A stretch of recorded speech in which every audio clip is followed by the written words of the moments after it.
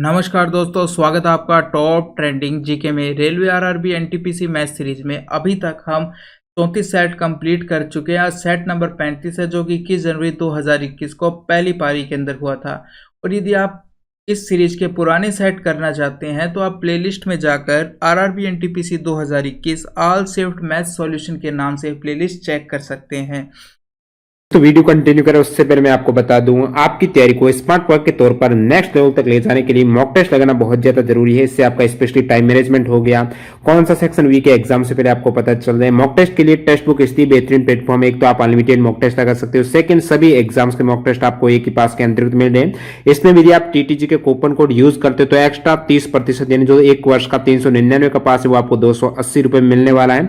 Exam में जो आपको पैटर्न यहाँ पर डैशबोर्ड देखने को मिलता है, सेम इंटरफेस यहाँ पर प्रैक्टिस कर सकते हो। 50,000 प्लस स्टूडेंट हैं जिन्होंने मॉक टेस्ट लगाया और तैयारी को आगे बढ़ाते हुए उनका सिलेक्शन भी हुआ। 50% आपकी तैयारी को आगे यहाँ पर इंक्रीज कर सकते हो आप। एग्जाम में जो अब तक 26,000 जो एग्जाम ओरिएंटेड मॉक टेस्ट यहाँ पर अवेलेबल है, 400 प्लस एग्जाम्स के मॉक आप लगा सकते हो। ज्यादा जानकारी के लिए डिस्क्रिप्शन बॉक्स में लिंक है, क्लिक करके ये मॉक टेस्ट सीरीज ज्वाइन कर सकते हो। तो चलिए यहाँ पर क्वेश्चंस को कंटिन्यू करते हैं। इस पेपर में आपसे पहला सवाल कुछ इस प्रकार से पूछा गया था। एक दीवार के सहारे खड़ी हुई एक सीढ़ी का उन्नयन कोण 45 है। देखो, ये हो चुकी है दीवार और यहाँ से सीढ़ी एक इस प्रकार से रखी गई थी और दीवार से सीढ़ी के पैरों की दूरी कितनी है? 45 डिग्री के कोण पर है।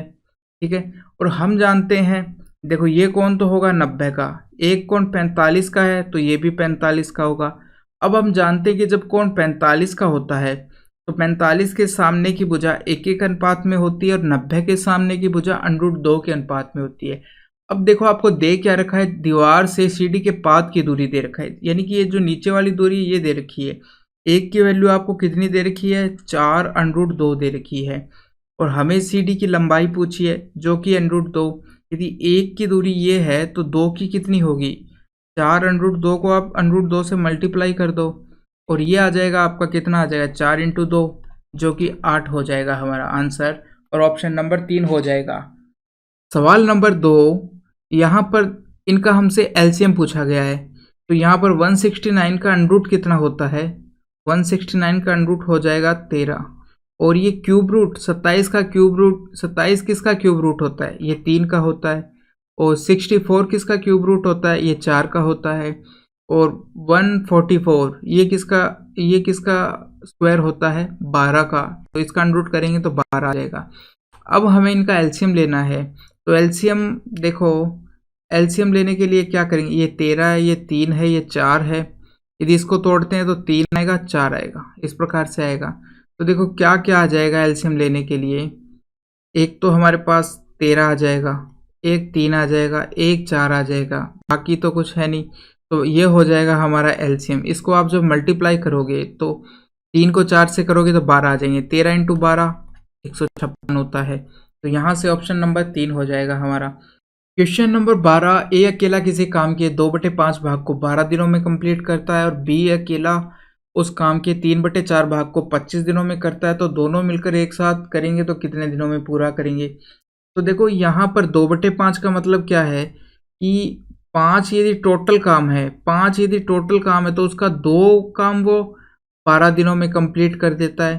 तो पूरा काम यानी कि 5 काम कितने दिनों में करेगा? तो हम देखो इस प्रकार से करते हैं, 2 काम करता है वो 12 दिनों में, एक काम करेगा 12/1। तो पूरा काम यानी कि 5 यूनिट कितने दिनों में बनाएगा? 5 यूनिट कितने दिनों में बनाएगा वो? तो 5 से मल्टीप्लाई कर देंगे तो ये 12 × 5 = 60/2 30, इस प्रकार से आ जाएगा। तो ए का काम आ चुका है 30। यदि बी का काम निकालना है तो क्या करोगे? इसी प्रकार से 25 और 4/3 कर देंगे, 4/3 हो जाएगा। इसी प्रकार से करेंगे तो ये आ जाएगा आपका 100/3 आ जाएगा। अब हमारे पास काम आ चुका है, ये ए का काम है और ये बी का काम है, तो हम लिख लेते हैं। ए का काम है, ए कंप्लीट करता है 30 दिन में पूरे काम को और बी कंप्लीट करता है 100/3 में एक काम को। तो इनका एलसीएम आप लोगे तो कितना आएगा? एलसीएम केवल ऊपर ऊपर वालों का लेना है, नीचे ये 3 है इसका नहीं लेना है। तो लोगे तो कितना आएगा? ये आ जाएगा आपके पास 300। 300 को जब 30 का भाग जब 300 में दोगे तो कितनी बार जाएगा? ये आपका जाएगा 300 का भाग दोगे तो 10 बार जाएगा, और यदि इस पूरे का भाग दोगे तो कितना बार जाएगा, 300/100, और ये 3 ऊपर आ जाएगा, तो ये 0 से 0 कट जाएगी, ये 9 बार जाएगा, इतना आएगा। तो देखो ए काम करता है 10 दिन में, बी करता है, यानी ए एक दिन में 10 काम करता है और बी एक दिन में 9 चीज़ें बनाता है। तो दोनों मिलकर कितना बनाएंगे, एक दिन में 19 चीज़ें बनाएंगे। टोटल काम कितना है, 300। तो टोटल काम उनको समय दोनों को साथ कितना लगेगा, 300 टोटल काम है और साथ मिलकर 19 चीज़ एक दिन में बनाएंगे। तो यही समय यही है कि टोटल काम बट्टे उनकी इफिशिएंसी एक दिन में कितना बनाते हैं। तो यहाँ से 300/19 आ चुका है, ऑप्शन नंबर 2। सवाल नंबर 13, और 13 निम्न में से कौन सी एक अभाज्य संख्या है। अभाज्य का मतलब प्राइम नंबर कौन सा है, ये पूछा है। प्राइम नंबर इनमें से कौन सा है। देखो 121 है जो कि 11 का स्क्वायर होता है, यानी कि इसमें हम 11 का भाग देंगे तो जाएगा, और 13 ये भी 11 का क्यूब होता है, और 81 ये 9 का स्क्वायर होता है। तो देखो इनमें तो क्या है कि 11 से भाग जाएगा, इसमें 9 से भी जाएगा, 3 से भी जाएगा। अभाज्य या प्राइम नंबर ऐसी संख्या होती है जिसमें एक के अलावा खुद से ही भाग जाता है और किसी से भाग नहीं जाता है। तो 157 हमारा यहाँ पर प्राइम नंबर है जिसके अंदर एक के अलावा 157 का भी भाग जाएगा और किसी भी संख्या से भाग नहीं जा सकता है। सवाल number 18, sine 48 plus theta minus cos ये दे रखा है आपको। देखो 48 और 42 को जोड़ने पर 90 आता है, तो हम 42 को क्या लिख सकते हैं, 90 माइनस थीटा, 90 माइनस 48, 42 की जगह हम ये रख सकते हैं माइनस थीटा है, ठीक है। इस प्रकार से हमने 42 को लिख दिया, 90 माइनस 48 लिख दिया है, ये लिख सकते हैं। 90 में से यदि 48 घटाते हो तो आप 42 ही आएगा। अब देखो मैं क्या करता हूँ, यहाँ इन दोनों में से माइनस कॉमन ले लेता हूँ, तो अंदर बचेगा 48 बच जाएगा और थीटा बच जाएगा। इन दोनों में से माइनस कॉमन ले लिया है। अब कोस 90 माइनस थीटा किसके बराबर होता है, साइन थीटा के बराबर। साइन थीटा हमने यहाँ पर क्या माना है, 48 प्लस थीटा ये माना है, तो इसके बराबर हो जाएगा। अब देखो ये भी साइन 48 माइनस थीटा है और ये भी था, आगे ये चल रहा था, तो ये दोनों कट जाएंगे और आंसर हमारा कितना आएगा, 0 के बराबर आ जाएगा, ऑप्शन नंबर 4। क्वेश्चन नंबर 19, साधारण ब्याज की 5% वार्षिक दर पर कोई 400 रुपए की राशि का ब्याज कितना आता है, 450 ब्याज आता है। 400 रुपए की राशि पर कितना ब्याज है, 450, ठीक है। तो 450 जो ब्याज है, यानी कि ये 450 400 का कितना परसेंट है, सबसे पहले तो हम इस प्रकार से चेक करते हैं। 450 400 का कितना परसेंट है, तो देखो टोटल परसेंट हमारा यहाँ से आ जाएगा, 00 से 00 काट दिए, 4 एकम 4, 4 एकम 4, फिर आपके पास बचेगा 10, 2 बार जाएगा 0.5, 112.5% आ चुका है टोटल। ये जो 450 है 400 का 112.5% है, और एक साल में कितना ब्याज आता है, 5%। टोटल आया है 112.5%, कितने सालों में आया है, तो 112.5% को हम जब 5 से भाग दे देंगे तो हमारे पास वो आ जाएगा कितने सालों में है। 5 से जब आप भाग देते हो इसको, 5 दूनी 10, 5 दूनी 10, ठीक है, और 5 5 25, और एक के बाद पॉइंट है तो 22.5 हो चुका है। यहाँ से कितना हो चुका है, 22.5 सालों के अंदर आया है, 22.5 वर्षों के अंदर आया है। तो दूसरा तरीका हम नॉर्मली इस प्रकार से भी कर सकते हैं, 400 रुपये था मूलधन, 400 रुपये था मूलधन, दर थी 5% और समय को हमने मान लिया x/100 करते हैं, बराबर ब्याज कितना है, 450 है। 450 00 से 00 कट चुकी है, यहाँ पर ये हो चुका है 20 × x बराबर 450, तो x बराबर 0 से तो देखो 0 कट जाएगी, 45/2 आ जाएगा, जिसको हम कहते हैं 22.5 वर्ष। इस प्रकार से कर सकते हैं। तो ये मैंने आपको इस सवाल के 2 तरीके बता दिए। सवाल नंबर 20, माना एक समुच्चय यानी कि एक नंबरों का सेट दे रखा है, आपको इतना दे रखा है, और पूछा क्या है, इसका मान पूछा है 4 × माध्य मीन, और ये हो गया मोड, और ये हो गया मीडियन। ये पूछा है आपको। तो देखो इससे हम देखते हैं माध्य कितना होगा, इन सबको जोड़ोगे और नंबर ऑफ जितनी संख्या है उससे भाग देंगे। तो सबसे पहले हमको निकालना है माध्य। माध्य बराबर कितना आएगा, इनको जोड़ते हैं, ये हो चुका है 5, 5 और ये 5 और ये हो चुका है 9 और इनको जोड़ोगे तो 16, 16। तो 16 और 9 कितना हो जाएगा, 25 हो जाएगा। 25 में 5 जोड़ोगे तो 30 हो जाएगा। तो टोटल 30 है और नंबर ऑफ संख्याएं कितनी है, 10 है। तो इसको भाग दोगे तो माध्य हमारा 3 आ चुका है। अब बात करते हैं मीडियन की यानी माध्यिका की। माध्यिका कितनी होगी, माध्यिका जो नंबर सबसे बीच में आया है, टोटल यहाँ पर 10 संख्याएं हैं, तो बीच में जो 2 संख्याएं आई है तो उनका यानी 5वीं संख्या और छठे नंबर की जो संख्या है 5th और 6th नंबर है, उन दोनों को जोड़कर 2 से भाग देना है। तो 5वीं संख्या भी 3 है और छठी संख्या भी 3 और बाई 2 करते हैं तो ये आ जाएगा आपका 3। तो माध्यिका आ चुका है आपका 3। अब बहुलक की बात करते हैं, मोड की बात करते हैं, तो जो संख्या सबसे अधिक बार आई है वो हमारा बहुलक होगा। तो 4 यहाँ पर 4 बार आया है तो 4 हमारा बहुलक हो जाएगा। ये सारी वैल्यूज हमने निकाल लिए। अब हम इसका मान निकाल सकते हैं। तो 4 इंटू 3 प्लस 2 इंटू बहुलक है 4 माइनस 8 इंटू 3, ये हो गया है। इनको करा तो 12 आया, ये 8 आया, ये 24 आया, इस प्रकार से। तो 20 माइनस 24 कितना हो जाएगा, -4 आएगा, जो कि ऑप्शन नंबर 3 है। सवाल नंबर 26। एक महल में 40 व्यक्ति है, यदि प्रत्येक व्यक्ति अन्य सभी व्यक्तियों के साथ हाथ मिलाता है तो कुल कितनी बार हाथ मिलाएगा। तो देखो किस प्रकार से होगा सवाल कि n व्यक्ति है, ठीक है। तो जो जैसे 5 व्यक्ति मान लो आप, 5 व्यक्ति है तो 5वां व्यक्ति है जो क्या करेगा, 5वां व्यक्ति 4 व्यक्तियों के साथ, क्योंकि टोटल वहां पर 5 व्यक्ति है, तो यदि एक व्यक्ति कितने बाकियों के साथ 4 व्यक्तियों के साथ हाथ मिलाएगा, तो यानी कि पहला जो व्यक्ति है वो कितने व्यक्तियों के साथ हाथ मिलाएगा, 4। फिर अगला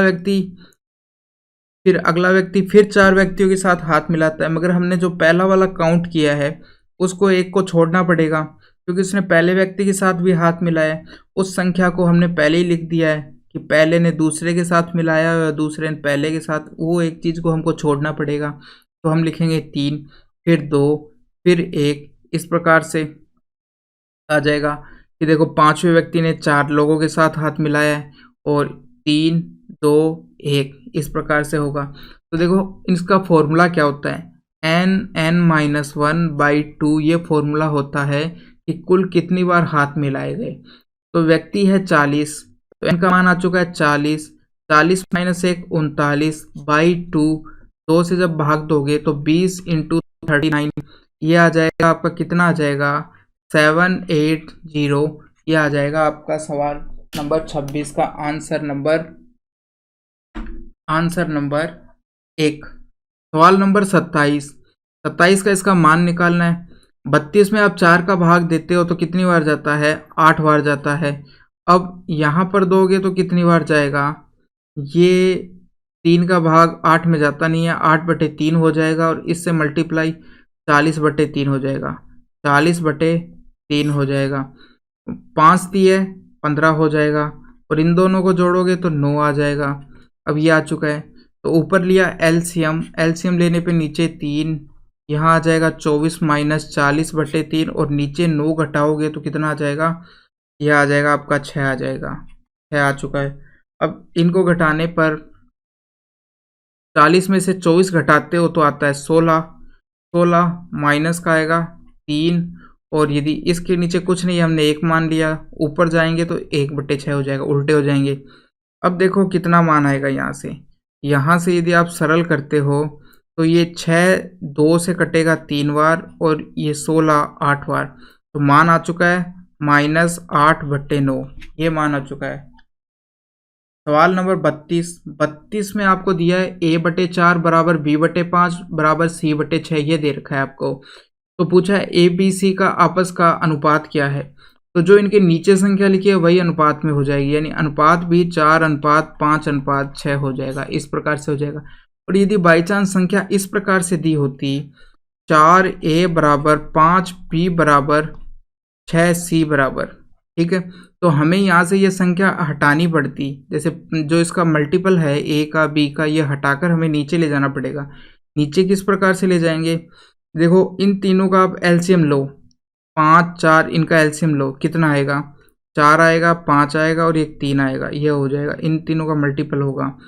4 5 है 20, 20 दिए 60, 60, तो सबको 60 60 से आप डिवाइड करोगे, सबको 60 60 से डिवाइड करोगे। अब देखो कितनी बार कटेगा, 4 से कटेगा 15 बार कटेगा, ये 12 बार कटेगा, ये 10 बार कटेगा। तो यहाँ से आ चुका है a/15 बराबर b/12 बराबर c/10। तो ABC का रेशियो अब इस अनुपात में हो जाएगा 15:12:10, ये हो जाएगा। तो यदि इस प्रकार से दिया हुआ था तो आप इस प्रकार से करोगे, और यदि सिंपल नीचे दे रखा है तो वही अनुपात हो जाएगा। तो ये हो चुका है हमारा सवाल नंबर 32। सवाल नंबर 38 में क्या आएगा, ये भी सरल करना है इसको। देखो -3, 196 का अंडरूट निकालते हो तो 14 आएगा, प्लस √x का मान पूछा है, और 8 दिए हो जाएगा 24 - 2। अब 14 को 3 से मल्टीप्लाई करोगे तो 42 आएगा, माइनस का 42 आ चुका है, √x है और इधर 22 आ चुका है। तो √x बराबर कितना आ जाएगा, ये आ जाएगा, उधर जाकर जुड़ जाएंगे, 64 हो जाएगा। तो x बराबर, अब देखो √x का मान हमारा 64 है, मुझे क्या करना पड़ेगा, इस अंडरूट को हटाने के लिए इधर भी स्क्वायर करना पड़ेगा, इधर स्क्वायर करूँगा तो x आ जाएगा, और यदि 64 का स्क्वायर करूँगा तो कितना आएगा, 64 का स्क्वायर होता है 40 96, तो 40 96 आ जाएगा, x बराबर 40 96 आ जाएगा आपका। सवाल नंबर 39 में क्या दिया गया है, AB का अनुपात ये दे रखा है, BC का अनुपात ये दे रखा है, तीनों का अनुपात पूछा है। तो हम लिखेंगे सबसे पहले A अनुपात B अनुपात C। AB दे रखा है आपको 7:9, और B अनुपात C आपको कितना दे रखा है, 1:12 दे रखा है। अब आप इनको मल्टीप्लाई कर दीजिए, 7 और 1 और 9 को, और इस प्रकार से 1 और 9 को करोगे तो 9 आ जाएगा, और 9 और 12 को करोगे तो कितना आ जाएगा, 108 आ जाएगा। यही हमारा अनुपात हो जाएगा, 7:9:108। सवाल नंबर 41, निम्न व्यंजक का मान ज्ञात कीजिए। तो देखो 7 से 21 3 बार कट जाएगा, और 3 से ये 81 27 बार कट जाएगा। तो यहाँ तो बच चुका है कितना, 81 हो चुका है। अब यदि यहाँ देखें तो ये तो हो चुका है 81 पहली संख्या। अब यहाँ भाग देना पड़ेगा, तो सबसे पहले तो इसको मिश्र भिन्न को सरल भिन्न में चेंज करो, 3 चौक 12, 12 और 2 14, 14/3, 14/3, और बटे में क्या है 7/9 आ जाएगा, और फिर इंटू 121/6, इस प्रकार से। पहले भाग को सॉल्व करते हैं, इसलिए 14/3/7/9 किया, फिर बाद में इसको मल्टीप्लाई किया है। अब देखो 7 से 14 2 बार कटेगा, 3 से ये 3 बार कट जाएगा, इस प्रकार से कट चुका है। अब देखो ये आ चुका है। अब यहाँ से क्या आएगा, 81 - 2, और ये देखो 1/3 आया है, 2/1, तो 1/2, और यहाँ है 1/3, और इंटू में 121/6। अब जब मैं इसको ऊपर ले जाता हूँ तो किस प्रकार जाएगा, 2/1, 121/6, और ये उल्टा हो जाएगा, यानी 3/1 हो जाएगा, ये आ जाएगा। अब 6 से यदि आप काटते हो तो 2 और 3 ये कट जाएंगे, यानी कि 81 - 121 आ चुका है, और ये घटाओगे तो माइनस का 40 आ जाएगा आपका, जो कि आपको चौथे नंबर ऑप्शन के अंदर दिखाई देगा।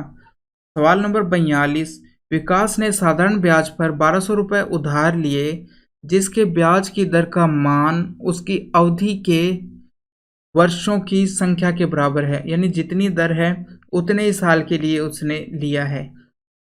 यदि उसने ऋण अवधि के अंत में ब्याज के रूप में इतना भुगतान किया तो ब्याज की दर बतानी है। साधारण ब्याज पर लिया है तो हम कहेंगे, देखो हम क्या करेंगे, ये हमारा ब्याज आ चुका है, ठीक है, तो ये कितना है परसेंट के अंदर, ये देखेंगे हम, ये परसेंट के अंदर 1200 का कितना है, 1200 का कितना है, वो x² के बराबर हो जाएगा। तो यहाँ से आएगा 12, 12 × 72, 72 और 12 × 48, यानी इसका मान आ चुका है 64, तो यहाँ से x का मान आपका कितना आ जाएगा 8, यानी कि 8% की दर पर। अब आप सोच रहे होंगे मैंने ये डायरेक्ट कैसे कर दिया। देखो इसके लिए पहले आपको थोड़ा सा बेसिक्स आना चाहिए। तो हम देखो बेसिक में किस प्रकार से करते हैं, मूलधन इंटू दर करते हैं इंटू समय करते हैं, ये करते हैं बटे 100 करते हैं, बराबर हम लिखते हैं ब्याज, ब्याज लिखते हैं। तो देखो 1200 रुपये तो मूलधन था, ठीक है। दर को यदि मैं x मान लूँ तो समय भी उतना ही दे रखा है कि समय और दर बराबर है, सवाल में दिया गया है। तो ये x इंटू एक्स स्क्वायर हो जाएगा बटे 100 हो जाएगा। समय समय हाँ समय हो चुका है बराबर ब्याज, ब्याज कितना है 768 दे रखा है। तो यहाँ से हमारे पास एक्स स्क्वायर बराबर आ जाएगा 768 बटे 1200 इंटू 100। इस प्रकार से 00 से 00 कट जाएगी और आप भाग दोगे तो 8%, ये 64 आएगा, 64 आएगा एक्स स्क्वायर का मान। और तो उसने क्या पूछी है, दर पूछी है। दर कितनी थी हमारी, एक्स थी, अंडरूट लेना पड़ेगा, 8% आ जाएगा। तो इस वजह से मैंने ऐसा किया कि देखो यहाँ पर दर और समय का गुणनफल को एक्स स्क्वायर के बराबर हो चुका है। तो आप सिंपल 768 को सबसे पहले परसेंटेज में निकाल लो कि 768 1200 का कितना परसेंट है। मैंने निकाल दिया, 64% के बराबर है, ठीक है। तो ये दोनों समय और दोनों बराबर है, इसलिए एक्स स्क्वायर का मान आ चुका है और अंडरूट लोगे तो 8% आ जाएगा। तो सबसे पहले आप क्या करोगे, ब्याज 1200 का कितना परसेंट है, वो परसेंट निकाल लिया, टोटल परसेंट।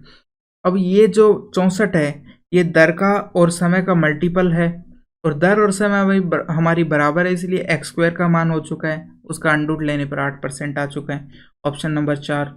सवाल नंबर 43 सवाल नंबर 43 में क्या कहा है, इस पूरे का योग बताना है हमको। तो यहाँ पर 2 श्रेणियाँ दे रखी है आपको, इसको यदि आप देखते हो तो ये 2 का क्यूब, 3 की क्यूब, 4 की क्यूब, इस प्रकार से, और बीच में है आपके प्लस, और ये हो गया 100, ये 10 की क्यूब, इस प्रकार से हो गया। तो हमारे पास एक फॉर्मूला होता है, क्या होता है कि क्यूब होती है 1 से लेकर 1 की क्यूब, 2 की क्यूब, 3 की क्यूब, इस प्रकार से दे रखा हो, और लास्ट पद n की क्यूब। तो इसके योग का फॉर्मूला क्या होता है, इन संख्याओं के योग का पद फॉर्मूला क्या होता है, n+1/2 और पूरे का होल स्क्वायर होता है, ये इनके योग का फॉर्मूला होता है। और दूसरी श्रेणी में यदि हम देखें तो यहाँ आपको क्या दिखाई देता है, 2, 4, 6 इस प्रकार से दिख रहा है। सारी सम संख्याएं हैं तो मैं 2 कॉमन ले सकता हूँ, अंदर बचेगा 1+2+3+ इस प्रकार से, और लास्ट पद 10 दिखाई देगा। तो 1 से लेकर n पदों के योग का फॉर्मूला क्या होता है, ये होता है n+1/2, यानी कि क्यूब में बस इस पूरे का होल स्क्वायर करना पड़ता है, और केवल n पदों के योग का फॉर्मूला ये होता है, 1 से लेकर n पदों के योग का फॉर्मूला। अब हमको ये दोनों फॉर्मूले लगाने हैं यहाँ पे। अब देखो यहाँ पर आपको पहली श्रेणी में जब आप देखोगे, पूरी श्रेणी में आपको 1 नहीं दिखाई दे रहा, सबसे पहले 1 का क्यूब आना चाहिए था, वो हमें दिखाई नहीं दे रहा है। तो वो नहीं है तो जो ये योग है इसमें से 1 घटा देंगे। तो सबसे पहले निकालो 10 पदों का योग, 1 से लेकर 10 पदों का योग कितना आया है, ये आ जाएगा 10 इंटू 10, 10 इंटू 10 +1/2 का होल स्क्वायर, ठीक है। इसमें से हमको 1 घटाना पड़ेगा, प्लस क्या है, ये 2 इंटू n पदों का योग, n कितने 10 पदों का योग, तो यहाँ करेंगे हम 2 इंटू 10 इंटू 10 + 1/2, ये हो चुका है। यहाँ आप करोगे तो कितना आएगा, 10 इंटू 11, 10 इंटू 11 बट्टे 2, 2 से इसको काटोगे तो आ जाएगा 5 आ जाएगा, और पूरे का क्या है, होल स्क्वायर है, -1 है। यहाँ 2 से 2 कट जाएगा, आ जाएगा 10 इंटू 11 110 आ जाएगा, 10 इंटू 11 110 आ जाएगा, ये हो चुका है। अब आगे करते हो तो ये हो चुका है आपका 55, 5 से 11 को 55 आ चुका है, 55 का स्क्वायर आ चुका है यहाँ पर, माइनस इन दोनों को करोगे, ये 1 ही रहने दो, और ये 110 है।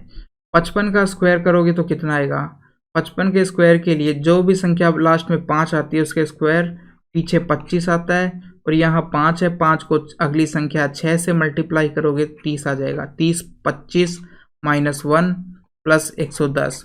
तो यहाँ से आप इनको जोड़ोगे तो कितना आएगा, ये 325 प्लस 110, 5 3 1 इतना आ गया और एक कम करना पड़ेगा, यानी कि 31 34 आ चुका है। 31 34 आ चुका है ऑप्शन नंबर 1। सवाल नंबर 45।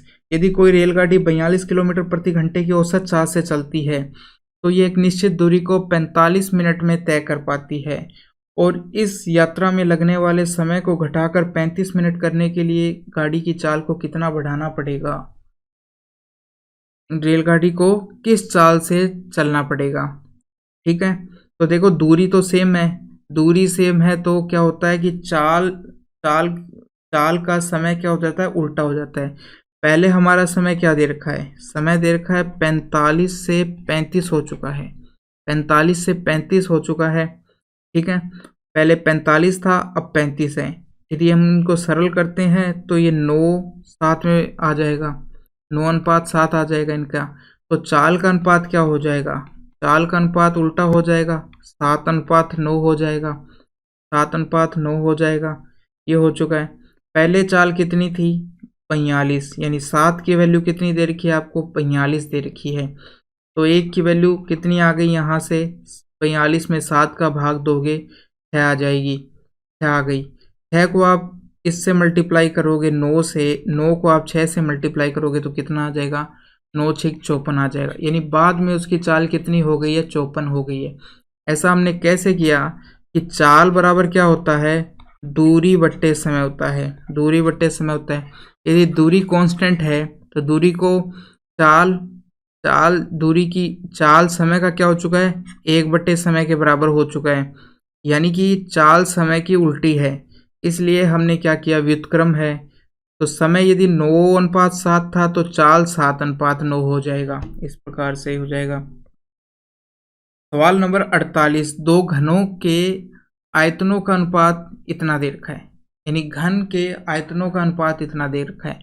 घन का आयतन कितना होता है, a क्यूब होता है, भुजा क्यूब होता है। तो ये क्यूब है और ये भी क्यूब है। 64 किसका क्यूब होता है, तो भुजा निकालने के लिए हमें उसका क्यूब रूट लेना पड़ेगा। ये 4 का क्यूब होता है और ये 11 का क्यूब होता है। तो हमारे पास भुजा का अनुपात आ चुका है दो घनों की, a 4 अनुपात 11 आ चुका है, 4 अनुपात 11 आ चुका है। यदि ये पहले घन की भुजा है और ये दूसरे घन की भुजा है, ये आ चुका है। तो क्षेत्रफल का अनुपात क्या होगा, भुजा स्क्वायर होता है, भुजा स्क्वायर कर दो, ये भुजाओं का अनुपात है और ये भुजा स्क्वायर का अनुपात है।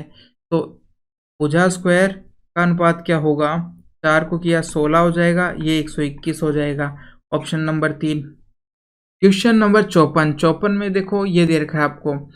अब दशमलव की बात करें तो देखो यहाँ 1 स्थान के बाद है और यहाँ 2, टोटल 3 स्थान हो चुके हैं। नीचे देखें तो 1 और 2 3, यहाँ पर भी, यानी सारी दशमलव आपस में कट जाएगी। ऊपर भी 3 है टोटल स्थानों के बाद और नीचे भी 3। अब नीचे 11 इंटू 11 121 से ये दोनों कट जाएंगे, 121 से दोनों कट जाएंगे, क्योंकि 11 इंटू 11 भी 121 के बराबर होता है। तो हमारा बचा है केवल √9। √9 किसके बराबर होता है, 3 के बराबर होता है। ऑप्शन नंबर 3 हो जाएगा। सवाल नंबर 58 दे रखा है। यहाँ क्या है, 75,000 की राशि, ये दर है, इस पर 5 वर्ष की अवधि के लिए साधारण ब्याज की राशि ज्ञात कीजिए।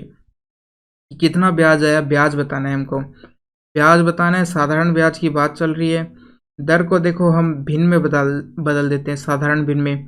तो 3 दूनी 6, 6 और 5 11/3 आ जाएगा। ये साधारण भिन्न में आ चुका है। तो अब यहाँ से हम मान रखते हैं, ये हो चुका है मूलधन, फिर दर रखेंगे 11/3 इंटू 5 वर्ष और नीचे हम 100 और आएगा, बराबर ब्याज आ जाता है। तो इनको आप काटोगे तो 00 से 00 कट चुका है। 3 से इसको यदि काटोगे तो कितनी बार जाएगा, 2 2 फिर 5 फिर एक 0 आ जाएगी, इतना आ जाएगा। अब इसको आपको किससे 5 से मल्टीप्लाई करोगे तो 125 इंटू 11, 125 इंटू 11 ये आ चुका है, 1250 इंटू 11 आ चुका है। अब देखो लास्ट में 0 है और फिर आएगा 5 आ जाएगा, फिर 7 आ जाएगा आपका, फिर 3 आएगा और फिर 1, ये आ जाएगा आपका, इतना ब्याज आएगा 13,750, ऑप्शन नंबर 4। सवाल नंबर 59, ये दे रखा है आपको, बीच में जो ये साइन है ये समानुपात का होता है, यानी इनका अनुपात और इनका अनुपात समान अनुपात में है। तो अनुपात में लिख देते हैं 75/x को, बराबर है समान अनुपात में, यानी ये अनुपात और ये अनुपात बराबर है। तो यहाँ से आपको x का मान निकालना है। अब देखो ये पॉइंट लगा हुआ है, पॉइंट को हटाओगे तो नीचे नीचे क्या आ जाएगा, 100 और आ जाएगा। यदि ये x है, x इंटू 100 हो जाएगा। तो यहाँ से यदि ये काटोगे तो 75 3 बार, 100 4 बार, इस प्रकार से चला जाएगा। अब x का मान ऊपर तो देखो क्या बचा है, सबको उधर ले जाऊंगा मैं, 25 8, अब ऊपर 3 है तो ये दूसरी साइड नीचे चला जाएगा और 4 इधर ऊपर चला जाए, इस प्रकार से आ चुके हैं। अब देखो 4 से 8 2 बार कटता है, तो ये आ चुका है आपका 25/6 आ चुका है। उल्टा करेंगे x के लिए, ये तो 1/x का मान है तो x का मान उल्टा हो जाएगा, 6/25 आ जाएगा। ऑप्शन नंबर 2 आ चुका है यहाँ से। सवाल नंबर 60, 60 क्या है, दो संख्याओं का लघुत्तम समापवर्त्य है 721 दे रखा है आपको, उन संख्याओं का अनुपात ये दे रखा है, तो संख्याओं का योग पूछा है। अब देखो संख्याएं इस अनुपात में है, ठीक है, तो देखो यदि संख्या a अनुपात b में होती है, a अनुपात b में होती है, तो हम कहते हैं कि पहली संख्या उन दोनों में कुछ कॉमन भाग होगा, वो मान लिया कि x है, अनुपात निकालते टाइम वो काट देते हम, तो पहली संख्या हो गई ax और दूसरी संख्या हो गई bx, हो चुकी है इस प्रकार से। तो यदि यहाँ पर बात करें, एक a का मान कितना है यहाँ पर 1 और b का मान कितना है 7, यानी कि 1:7 में है दो संख्याएं, तो पहली संख्या कितनी हो जाएगी 1 इंटू एक्स और दूसरी कितनी हो जाएगी 7 इंटू एक्स, इस प्रकार से हो चुके। अब क्या है, इनका लघुत्तम समापवर्त्य आपको कितना दे रखा है, 721 दे रखा है, 721 दे रखा है, ठीक है। तो देखो इनका लघुत्तम समापवर्त्य आपको 721 दे रखा है, तो लघुत्तम समापवर्त्य क्या होता है, तो एक तो जो दोनों का अनुपात है 1:7, इनको आपस में मल्टीप्लाई कर दो 1:7, या फिर ऐसे देखो x और 7x का आप एलसीएम निकालो। सबसे पहले इन दोनों ये दो संख्याएं आ गई, 1:7 था, यहाँ पर अनुपात हमने संख्याओं में चेंज कर लिया x:7x, क्योंकि x क्या है यहाँ पर वो पार्ट जो दोनों के अंदर कॉमन है, तो x और 7x यहाँ से हमारी संख्याएं आ चुकी है। अब इनका एलसीएम निकालोगे तो कितना आएगा, तो दोनों में देखो कॉमन पार्ट क्या है x, उसको हम एक बार ले लेंगे, इनटू क्या बचा 7 बचा, तो 7x हमारा क्या आ चुका है, यहाँ से हमारा इन संख्याओं का एलसीएम आ चुका है 7x, और 7x आपको किसके बराबर दे रखा है 721 दे रखा है सवाल में 7x का मान, क्योंकि एलसीएम 7x निकला है हमारा और यहाँ पर 721 दे रखा है। तो यहाँ से x का मान कितना आ जाएगा 103 आ जाएगा हमारे पास x का मान। अब उसने दोनों संख्याओं का योग पूछा है, किसका 7x का और 7x का योग पूछा है, ये किसके बराबर आएगा 8x के बराबर, 8x के बराबर, और x का मान कितना दे रखा है 103, तो 8 इंटू 103, 8 इंटू 103 कितना हो जाएगा 8 और 24, 824 के बराबर हो जाएगा। Option number 4। सवाल नंबर 65, समान साधारण ब्याज की दर पर एक धनराशि 6 वर्ष के बाद इतनी हो जाती है और 9 वर्ष के बाद इतनी हो जाती है। साधारण ब्याज की बात चल रही है, तो हर वर्ष ब्याज क्या होता है साधारण ब्याज में बराबर होता है, तो 9 वर्ष और 6 वर्ष की बात चल रही है। 9 वर्ष में कितना हो जाता है राशि, वो 15,000 हो जाती है, 6 वर्ष में कितनी हो जाती है 12,000 हो जाती है, तो इनका अंतर कितना है 3 वर्ष, तो 3 वर्ष में कितना ब्याज बढ़ा 3,000 बढ़ा, यानी कि ब्याज साधारण ब्याज में बराबर होता है। तो 1 साल का ब्याज क्या हो जाएगा, 3 साल में 3,000 बढ़ा है तो 1 साल का ब्याज यानी कि 1,000 होगा, हर तीनों साल एक एक, तो इस वजह से 3,000 आया, तो 1 साल का ब्याज आपके पास कितना आ चुका है 1,000 आ चुका है। तो ठीक है, 1 साल का 1,000 आ चुका है, 6 वर्ष बाद राशि कितनी हो गई है 12,000 हो चुकी है, यानी कि 6 साल में हजार हजार हजार हजार ब्याज जुड़कर राशि 12,000 हो चुकी है। तो यानी कि 6 साल का ब्याज कितना होगा, तो 1,000 को हम 6 से मल्टीप्लाई कर देंगे तो वो 6 साल का ब्याज आ जाएगा, 6,000 हो जाएगा। टोटल राशि थी 12,000, इसमें से 6,000 निकालोगे आप, 6,000 निकालोगे तो 6,000 बच जाएगा।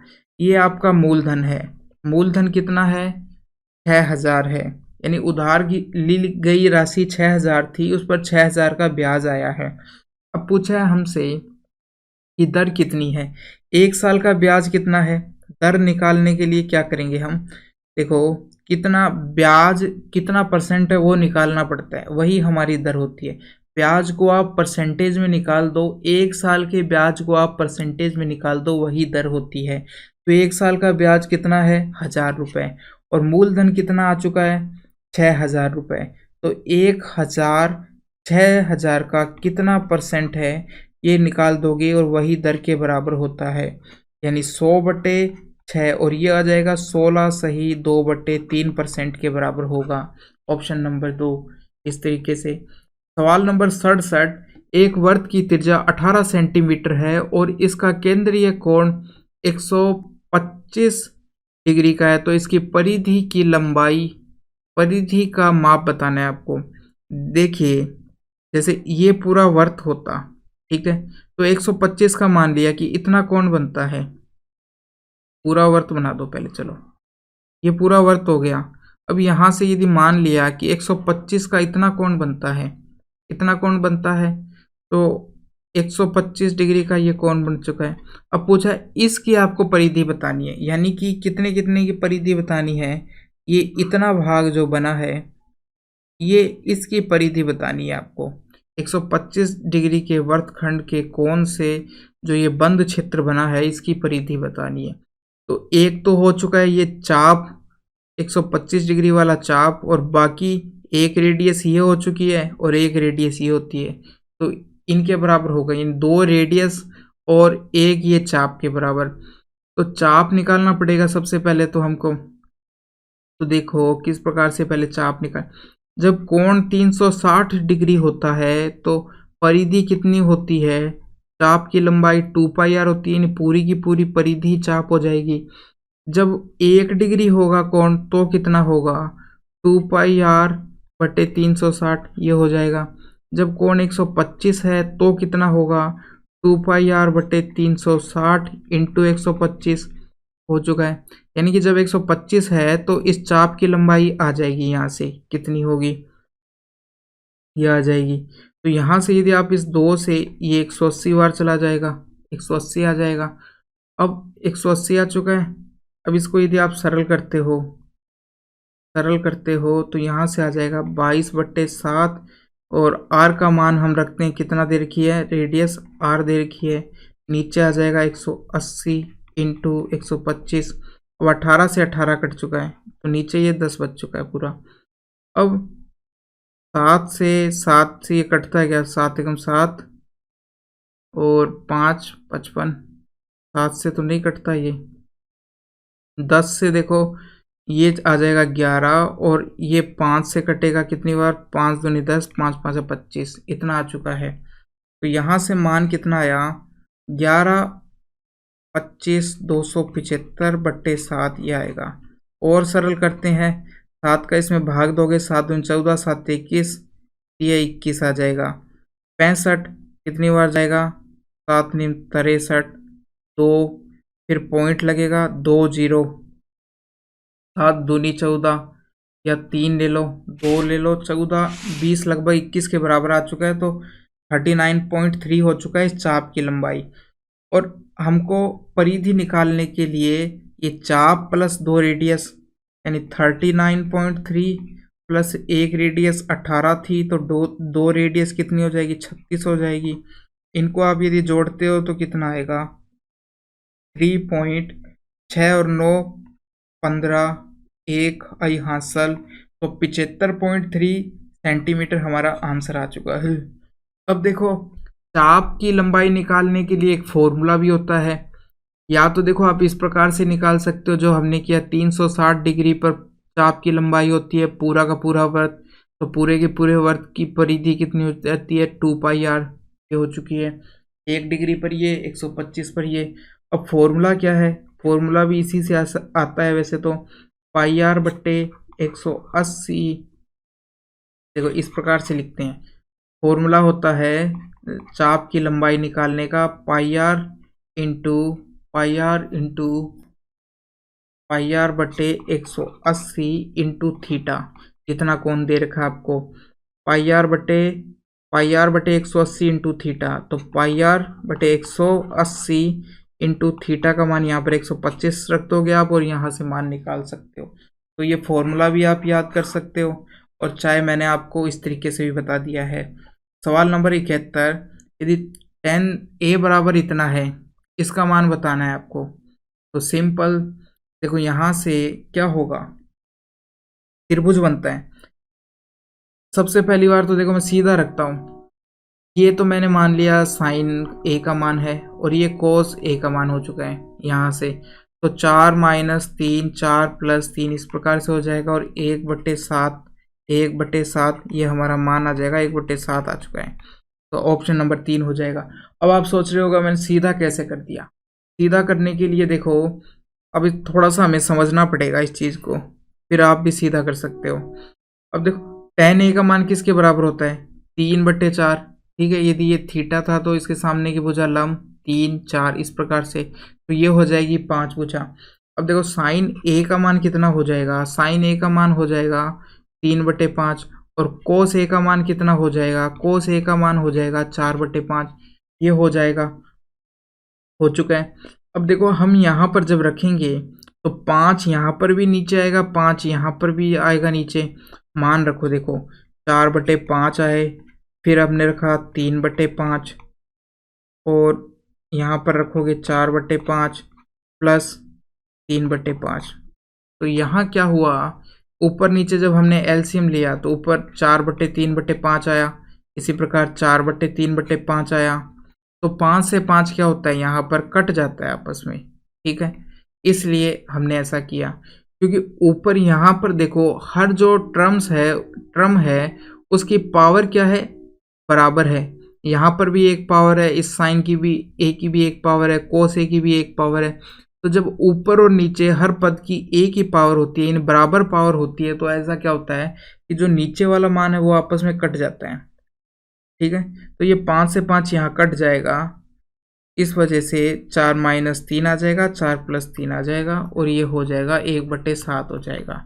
तो ये चीज़ आप ध्यान में रखना कि जब कोस ए और साइन ए का मान पूछे तो नीचे देखो दोनों बार 5-5 आया है, दोनों बार 5-5 आया है, क्योंकि ये कर्ण आता है दोनों बार नीचे 5-5, तो ये 5-5 से कट जाता है। तो हम डायरेक्ट भी यदि रख सकते हैं, या यदि आपको tan a की वैल्यू दी हो और जो सवाल पूछा गया आपसे वो कोस और साइन में हो केवल, तो हम केवल वही मान रख दें, ऊपर वाले को साइन मान लेंगे और नीचे वाले को कोस मान लेंगे, और सीधा मान रखकर इस प्रकार से आंसर निकाल सकते हैं। सवाल नंबर 73, समीकरण इसका मान बताना है। ये जो बाहर आपको दिखाई दे रहा है ये मोड होता है, और मोड से हमेशा जो बाहर वैल्यू निकलती है वो प्लस ही वैल्यू निकलती है। तो यहाँ से यदि मोड को हटाएंगे तो क्या आएगा, x इंटू, इसको इस प्रकार से लिख देते हैं, देखो x इंटू 1 ये लिख देते हैं, प्लस में आ गया बराबर 0, तो x का मान कितना आ चुका है हमारे पास, 0 आ चुका है। अब उसने कहा है कि सभी धनात्मक हलों की संख्या बताओ कि कितने पॉजिटिव सॉल्यूशन है। तो 0 कोई पॉजिटिव सॉल्यूशन नहीं होता है। यदि 1 आता, 2 आता और कुछ आता, 0.1 0.23 आ जाता चाहे, तो ये पॉजिटिव सॉल्यूशन होते हैं। यदि -1 आता ये नेगेटिव सॉल्यूशन हो जाता। 0 क्या है, ना तो पॉजिटिव होता है और ना नेगेटिव होता है, इसलिए उसने धनात्मक हलों की संख्या पूछी है, वो हमारी यहाँ पर 0 आ चुकी है। सवाल नंबर 75, उस समचतुर्भुज का क्षेत्रफल ज्ञात कीजिए जिसकी भुजाओं की लंबाई 25 सेंटीमीटर है और विकर्णों में से एक विकर्ण 14 सेंटीमीटर है। तो देखो समचतुर्भुज का क्षेत्रफल कितना होता है, क्षेत्रफल बराबर होता है 1/2 इंटू विकर्णों का गुणनफल। ये चीज़ आपको पता होनी चाहिए, विकर्णों का गुणनफल, एक चीज़ तो ये पता होनी चाहिए। दूसरी चीज़ समचतुर्भुज में ध्यान रखने की दो ही चीजें हैं, एक तो ये क्षेत्रफल और दूसरी जो चीज है वो है कि इसके विकर्ण है वो 90 पर काटते हैं, 90 पर काटते हैं। तो 90 पर काटते हैं तो इस वजह से ये क्या बन चुका है, समकोण त्रिभुज बन चुका है। तो आपको भुजा की लंबाई 25 दे रखी है, एक भुजा आपको 7 यानी पूरी आपको 14 है, तो आधी कितनी हो जाएगी, 7 हो जाएगी। यानी ये इतनी कितनी हो चुकी है, 7 हो चुकी है, 7। तो देखो ये एक बन चुका है हमारा समकोण त्रिभुज। और समकोण त्रिभुज यदि ये बन चुका है तो समकोण के सामने की भुजा कर्ण 25 और ये 7, तो 25 का स्क्वायर 625 माइनस 49 करोगे तो तीसरी भुजा आ जाएगी, तीसरी भुजा का स्क्वायर आ जाएगा। तो यहाँ से आया 6 और 1 5, 5 और ये आ चुका है 7 और ये 576 आ चुका है। और 576 होता है 24 का मान, तो ये आ चुका है 24, 576 24 का स्क्वायर होता है, ये हो चुका है स्क्वायर। तो x का मान आ चुका है 24 यहाँ से, तो ये हो चुका है 24 और पूरी भुजा हो जाएगी ये 24, तो ये भी 24, तो पूरी भुजा की लंबाई हो चुकी है 48। तो 1/2 पहली भुजा कितनी दे रखी है आपको, 14 दे रखी है, दूसरी भुजा 48 है, तो यह आ जाएगा हमारा मान। यहाँ से यदि आप काटोगे 48 को काटोगे तो 24 आ जाएगा, और जब आप इनको मल्टीप्लाई करोगे तो आपका आंसर आ जाएगा 336 आ जाएगा, ऑप्शन नंबर 1 आ जाएगा। सवाल नंबर 76, निम्नलिखित व्यंजक का मान ज्ञात कीजिए। अब ये देखो 2 है और यहाँ 88 है, तो मैं 88 को क्या लिख सकता हूँ, 90 माइनस 2 लिख सकता हूँ 88 को, ठीक है। अब tan 90 माइनस थीटा किसके बराबर हो जाता है, कोट थीटा के बराबर हो जाता है। तो यहाँ से आ जाएगा tan 2 डिग्री कोट 2 डिग्री, ये आ जाएगा।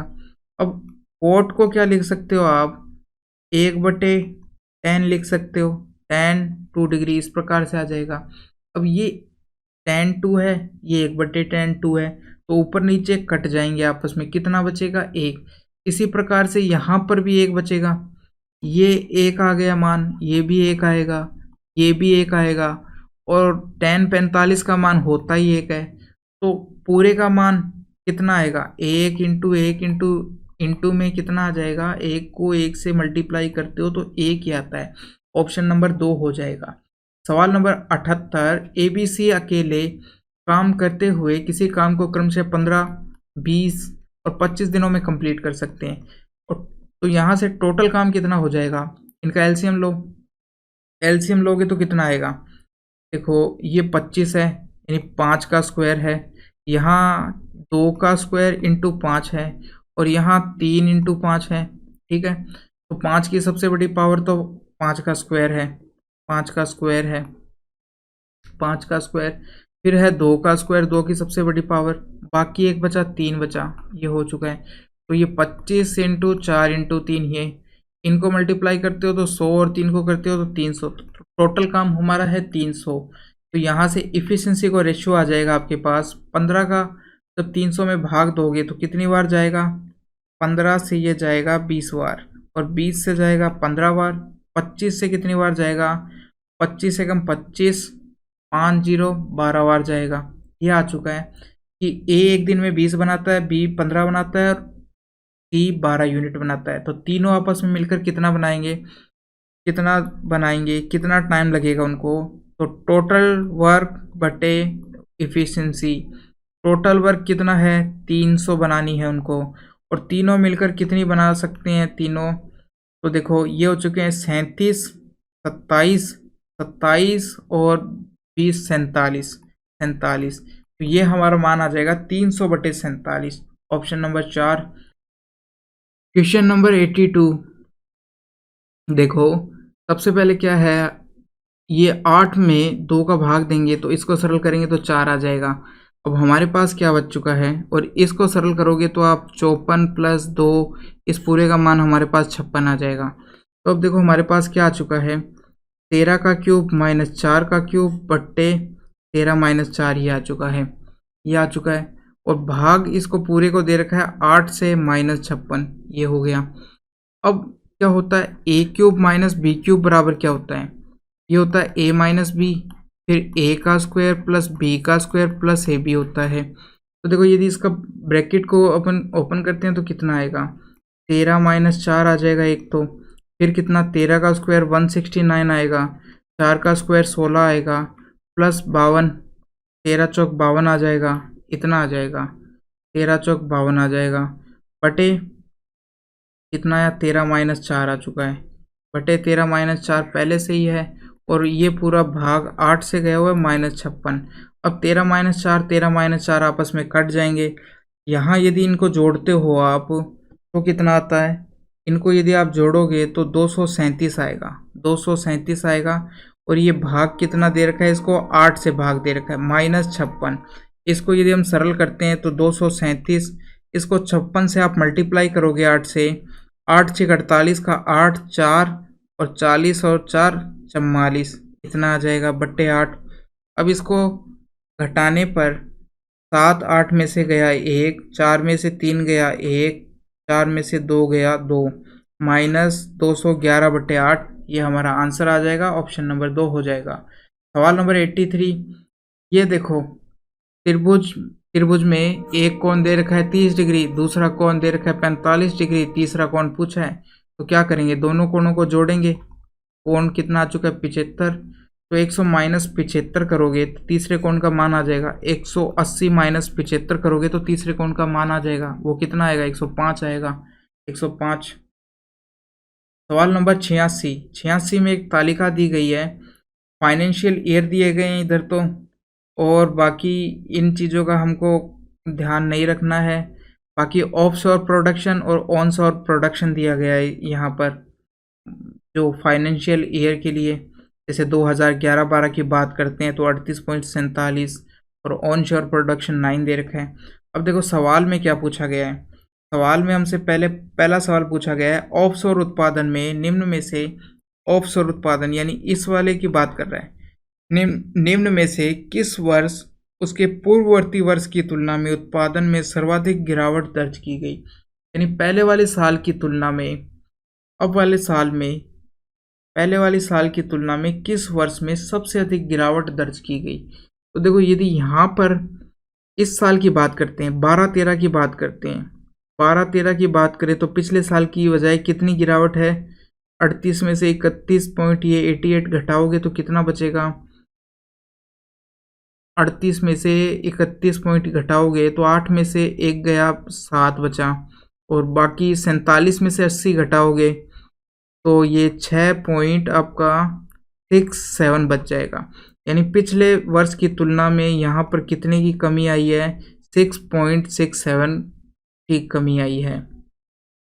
और कौन सा पूछा है, देखो एक तो 2012 दिया गया है, फिर 2013, 2014, 2015 लाइन से, यानी इस साल की बात करनी है हमको, इस साल की बात करनी है, इस साल की बात करनी, इनमें देखना है, इन सालों में। अब जब हम 2013-14 की बात करते हैं तो पिछले साल की बजाय देखो कितना कम है, 31 में से 26, 5, और 80 में से ये जाएगा तो 41, 5.41 कम है। और जब 14-15 की बात करते हैं तो कितना 2 आता है, लगभग 2 पॉइंट कुछ आएगा, 2 पॉइंट भी नहीं आएगा, 1 पॉइंट कुछ आएगा। और यदि इसकी बात करोगे तो यहाँ पर भी 1 पॉइंट कुछ आएगा। तो उसने क्या पूछा, सर्वाधिक गिरावट किस वर्ष में हुई है, तो सर्वाधिक गिरावट 6.67 की दिखाई दे रही है हमको, जो कि 12-13 के अंदर हुई है, 12-13 के अंदर हुई है। तो 12-13 जो होगा वो हमारा ऑप्शन हो जाएगा, ऑप्शन नंबर 2। सवाल नंबर 87 में आपसे क्या पूछा है, 2013 और 2014 में ऑफशोर उत्पादन में लगभग कितने प्रतिशत की गिरावट दर्ज की गई है। ऑफशोर उत्पादन में कितने प्रतिशत की गिरावट पूछी है क्यूआर, 2013-14 में, 2013-14 ये है, इसमें कितनी गिरावट हुई है पिछले वर्ष की तुलना में, प्रतिशत पूछी है जो कि पिछले वर्ष से ही निकालते हैं हम। तो कितनी गिरावट हुई थी, हमारा आया था 5.41 की गिरावट हुई थी यहाँ पर पिछले वर्ष की तुलना में। पिछला वर्ष कितना 31.80 है, इस वर्ष के तुलना परसेंटेज निकालना है कि ये 5.41, 31 इसका कितना है, 31 इसका कितना है। तो देखो यहाँ से 0 से 0, ये पॉइंट से पॉइंट हटा दिए, और ये एक 0 इस 0 से कट चुकी है, अब हमारे पास बच चुका है 5110। इसमें आपको 31.8 का भाग देना है, या फिर आप सिंपल देख लो, ऊपर 5 है नीचे 31 है, यानी 5 का भाग 31 में लगभग कितनी बार जाता है, 5 से ये 6 बार जाता है, 5 6 30 यानी 30। यहाँ से हमारा क्या हो चुका है, यहाँ से यदि हम देखें तो ये आपका हो जाएगा, 5 से गया ये 5 हो चुका है और ये 30 हो चुका है, तो 100/5 100/6 आ जाएगा, जो लगभग 16 सही 2/3% के बराबर होगा। या तो आप इस प्रकार से कर सकते हो, 16 सही 2/3 किसके बराबर है, ऑप्शन नंबर 3 में हमें 17 के आसपास दिखाई देता है। बाकी भाग देके भी कर सकते हो, यदि आप इसमें भाग देते हो तो एक बार जाएगा 318, फिर 3, यहाँ 2 बचा, 2 और यहाँ कितना बचा, 2, इतना बच चुका है, एक जीरो उतार दी। अब ये भाग कितनी बार जाएगा, देखो 3 है आगे आगे और नीचे 22 दिखाई दे रहा है, 3 7 21 होता है, यानी 318 को 7 से मल्टीप्लाई करो, क्योंकि 3 7 21 होता है, लगभग 7 बार जाएगा।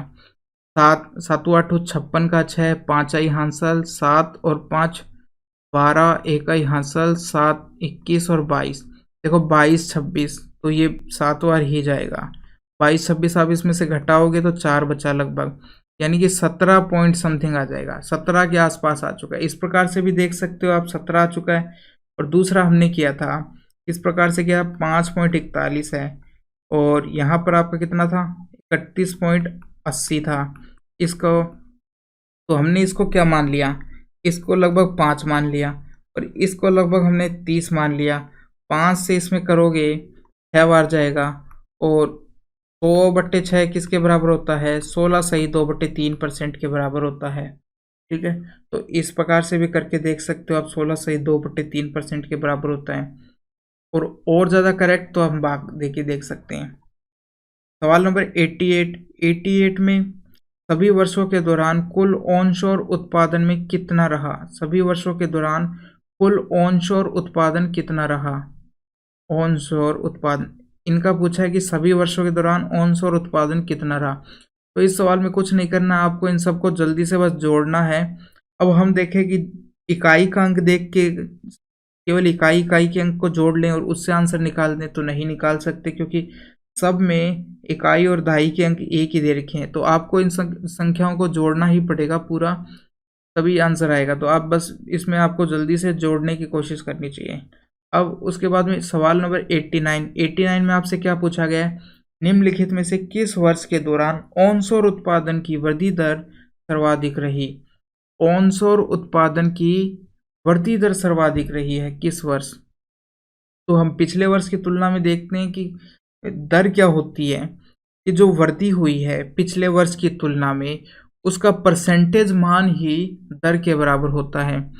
तो अब देखो साल कौन कौन से दे रखे हैं, सबसे पहले तो वो देखते हैं, एक 12 दे रखा है, एक 13 दे रखा है, 14 नहीं 15 16। तो देखो 12 13 दे रखा है, 14 नहीं दे रखा है, 15 दे रखा है, 16 दे रखा है। इसमें देखना है कि पिछले वर्ष की तुलना में दर किस में अधिक है। यहाँ पर देखो अब अंतर कितना है, अंतर जब हम यहाँ पर देखते हैं तो कितना आता है, 13 और 1 14 का। देखो हम पॉइंट मत मानो, इसको 887 मान लो, इसको 901 मान लो, तो कितने का अंतर आ चुका है यहाँ पर 14 का अंतर आ चुका है, 14 का अंतर आ चुका है पिछले साल की तुलना में। यहाँ यदि देखते हो तो पिछले साल की तुलना में कितने का अंतर दिखाई देता है आपको, यहाँ हमें अंतर दिखाई देता है 23 ये 21 वो 44 का अंतर दिखाई देता है। यहाँ देखते हो 2016-17 की बात करते हो तब कितना दिखाई देता है, इसकी तो बात देखी नहीं हमने। 2012-13 की बात करें तो यहाँ तो क्या है कि वृद्धि की बजाय गिरावट हुई है, तो इस साल को तो कैलकुलेट करने की ज़रूरत नहीं है, क्योंकि यहाँ तो उसने पूछा है कि किस वर्ष सर्वाधिक वृद्धि हुई है, वृद्धि दर पूछी है, सर्वाधिक वृद्धि किस उत्पादन की वृद्धि दर सर्वाधिक रही किस वर्ष। ठीक है, तो वृद्धि पूछ रहे हैं, यहाँ तो गिरावट हुई है, यहाँ पर 14 की वृद्धि हुई है, यहाँ पर 44 की वृद्धि हुई है, यहाँ पर कितने की हुई है, 85 में से 23 घटाओ, 85 में से 23 घटाएंगे तो ये कितना आ जाएगा 6 और 62 की वृद्धि हुई है, 62 की वृद्धि हुई है। यहाँ पर 62 की वृद्धि हुई है पिछले वर्ष की तुलना में, यहाँ पर 44 की वृद्धि हुई है और यहाँ पर 14 की वृद्धि हुई है। अब वृद्धि दर निकालने के लिए क्या करेंगे, वृद्धि दर का मतलब है कि परसेंटेज मान इनका पिछले वर्ष से। तो देखो किस वर्ष होगा, यदि हम इसकी बात करें, पहले को 14/8.887 था, मैं 9 मान लूँ नीचे, यानी 14 उसको पूरे का मान लिया, 900 × 100 ये मान लिया। दूसरा हमारा 44 है, ये भी देखो 8.87 और 8.79 लगभग बराबर है, हमने इनको 900 मान लिया है, ठीक है। तीसरा कितना है, 62 की वृद्धि हुई है और कितने पर, ये 9.23 है, ठीक है, 9.23 है, यानी 923 है × 100। अब देखो वृद्धि दर सर्वाधिक किस में दिखाई दे रही, यदि यहाँ देखें 00 से 00 कट गई, 9 का जब इसमें आप भाग दोगे तो लगभग 1.5 आ जाएगा, यानी 1.5% के पास आएगी वृद्धि दर। यहाँ देखते हो तो 9 का देने पर कितना, 9 5 45 होता है, जो कि 44 के पास है, यानी 5% के पास हो चुका है। यहाँ देखना पड़ेगा, यहाँ देखोगे तो कितना आएगा 900। अब देखो 10% होता है 92 कुछ, 92.3, और ये है 62, 92 होता है हमारा 10%, कितना होता है 10%। अब 92 को यदि हम 3 टुकड़ों में तोड़ें तो 3.3% किसके बराबर आ जाएगा, 31 के बराबर, और 6.6% 31 को 2 से मल्टीप्लाई करोगे 62, यानी ये यहाँ से 6.6% के पास में दिखाई दे रहा है आपको, किसके बराबर 6.6%। देखो 92 हो चुका है हमारा 10%, अब 92 10% है, मुझे यहाँ पर 62 दिखाई दे रहा था, तो मैंने देखा कि ये 6 है, यहाँ पर 9 है, 3.3%, तो 10 में 3 का भाग दोगे तो 3.33 आ जाएगा, और इधर 3 का भाग दोगे 92 में तो 31 आ जाएगा। इसको डबल किया तो 6.6% 62 के बराबर आ चुका है। तो देखो यहाँ से आ चुका है 6.6%, और यहाँ हमको मान 887 और इस प्रकार से दिया था, हमने नीचे ज़्यादा लिया है, फिर भी यहाँ पर मान देखो 5% ही आया है, यहाँ पर 1.5% ही आया है 900 लेने पर भी। तो ये हो चुका है आपका। तो सबसे अधिक आपको कहाँ पर दिखाई दे रही है, तो सर्वाधिक दर हमें दिखाई दे रही है यहाँ पर, कहाँ पर 16-17 के अंदर। सर्वाधिक दर कहाँ पर दिखाई दे रही है, वृद्धि दर 16-17 के अंदर दिखाई दे रही है।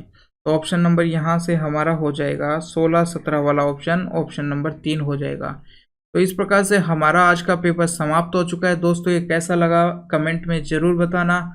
बाकी यदि आपको कोई सवाल समझ में नहीं आया तो वो आप कमेंट कर सकते हो। मिलते हैं दोस्तों नेक्स्ट पेपर के साथ में। थैंक यू दोस्तों।